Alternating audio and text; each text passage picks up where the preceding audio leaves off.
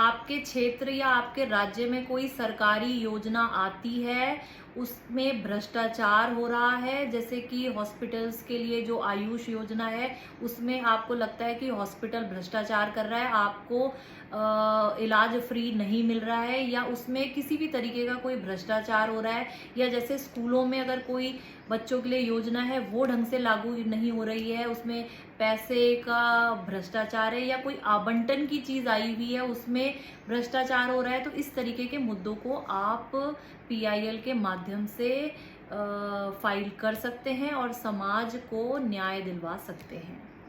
दोस्तों, PIL file करना एक बहुत बड़े जिम्मेदारी भरा कदम है। आप इसे सोच समझ के उठाइए और पूरे प्रमाण के और सबूत के साथ आपको पीआईएल फाइल करनी है।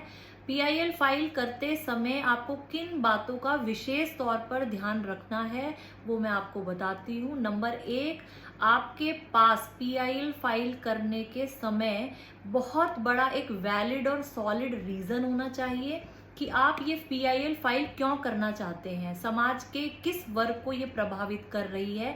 ये सार्वजनिक और सामाजिक मुद्दा है, ना कि आपके निजी स्वार्थ से प्रेरित कोई मुद्दा। पहला तो ये है।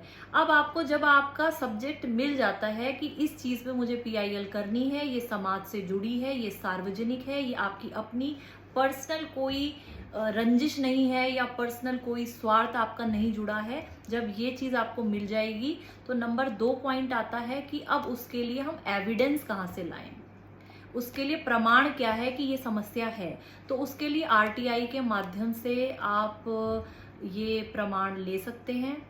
तीसरा ये है कि जब आप पीआईएल फाइल करेंगे तो उस समय आपको एक एफिडेविट कोर्ट में लगाना होता है। उस एफिडेविट में आपको शपथ लेनी होती है कि ये आपके निजी स्वार्थ से जुड़ा मामला नहीं है, ये सार्वजनिक है। तीसरा पॉइंट सबसे ज्यादा महत्वपूर्ण है। एज अ एडवोकेट मैं आपको कह रही हूँ कि तीसरा पॉइंट है आपके पीआईएल की ड्राफ्टिंग, यानी कि आपके पीआईएल की जो एप्लीकेशन है, जो वो किस तरीके से आप उसको कितने अच्छे तरीके से बिंदु और पूरे पॉइंट सहित आप उसको ड्राफ्ट करते हैं या किसी योग्य एडवोकेट से आप उसे ड्राफ्ट करवाते हैं, ये बहुत महत्वपूर्ण है।